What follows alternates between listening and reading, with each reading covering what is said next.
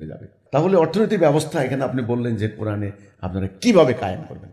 আমরা কিভাবে কায়েম করার মধ্যে সর্বপ্রথম জনগণের মনস্তত্ত্ব, মানসিকতা, মানসিক পরিবর্তন। জনগণকে এই ইমানটায় বিশ্বাসটা রাখতে হবে, আল্লাহর দেওয়া ব্যবস্থার মধ্যে শান্তি আছে, কল্যাণ আছে। দ্বিতীয়ত, আল্লাহর হুকুম মোতাবেক একটা বিচার ব্যবস্থা, আল্লাহর হুকুম মোতাবেক একটা শাসন ব্যবস্থা, আল্লাহর হুকুম মোতাবেক একটা নিরাপত্তা ব্যবস্থা। এরপরে আসতেছে একটার পর একটা, যখন ব্যবসা বাণিজ্যের আপনার উন্মুক্ত পরিবেশ সৃষ্টি হবে, তখন সুদের আর কোনো প্রয়োজন এখানে থাকবে না, মধ্যস্বত্বভোগী কোনো সিন্ডিকেট থাকবে না।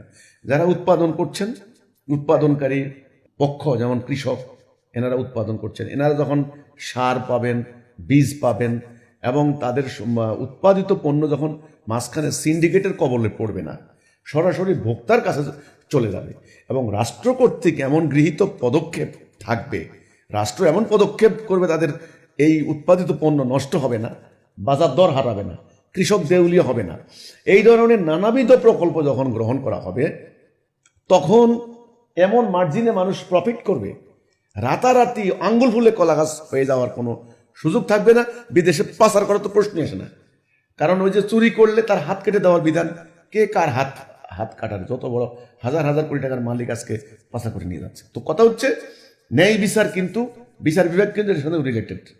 তো আমি এই কথাটা শেষ করে দিচ্ছি যে আপনি বললেন যে অর্থনীতি আপনি কিভাবে কায়েম করবেন। খুব সিম্পল, আমরা অর্থনীতির মূল বুনিয়াদি নীতিটাকে পরিবর্তন করে দেব। মূল নীতি আমি আবার বলছি, বেসিক প্রিন্সিপাল যেটা বলা হয়, মূল নীতি, সেটা কি? অর্থ কোনোভাবেই আমরা জমা রাখতে দেব না, জমা করতে দেব না। অতি পুঁজি জমাকারী যে প্রতিষ্ঠানগুলি, সে ধরনের কোনো সুযোগ থাকবে না। এবং এখানে যে সমাজতন্ত্রের অর্থনীতির মতো রাষ্ট্রের গুটি কয়েক ব্যক্তি জনগণের সম্পদ জমা করে জনগণকে প্রয়োজনীয় অন্ন, বস্ত্র, খাদ্য, বাসস্থান দিচ্ছে, আমরা সে নীতি আবার করবো না। কারণ ব্যক্তি উদ্যোগ, আল্লাহ তাআলা ব্যক্তিকে অনুপ্রাণিত করেছেন। ব্যক্তির নফস যে কথাটা অস্বীকার করতে পারবেন না, ব্যক্তি উদ্যোগকে উৎসাহিত করা হবে।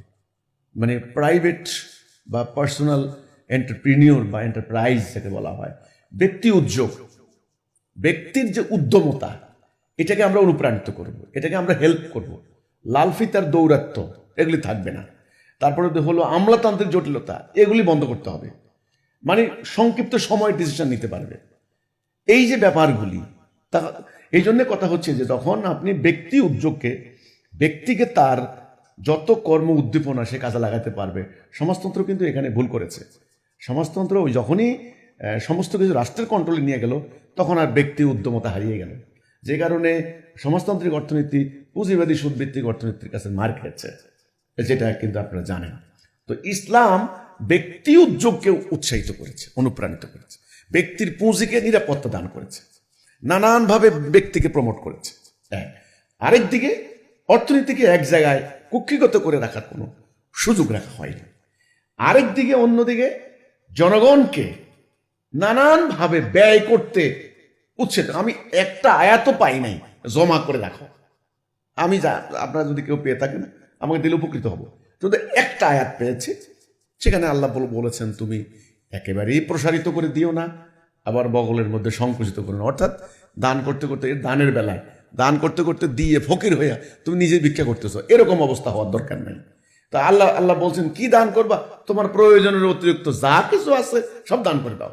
দেখেন, কাজেই এখানে কিন্তু ইসলাম ওই ভারসাম্যের মধ্যে আসতেছে, ওই ওয়াসাতা বা ব্যালেন্স, এ কথাটার মধ্যে আসতেছে, ভারসাম্য। আপনাকে ভিক্ষুকও করার দরকার নাই, অন্যের কাছে ভিক্ষা চাওয়ার কোনো সিস্টেম নাই, আবার আপনি আঙ্গুল ফুলে কলা গাছ হয়ে যাবেন এরকম কোনো সিস্টেম নাই। হ্যাঁ, একজন আপনার হাজার হাজার কোটি টাকা, শত শত বাড়ি, বিদেশে টাকা, ব্যাংকে কত টাকা আছে খবর নাই, আর এখানে মানুষ না খেয়ে মারা যাচ্ছে, এমন অবিচার ইসলামের মধ্যে হবে না। তো এইটা হলো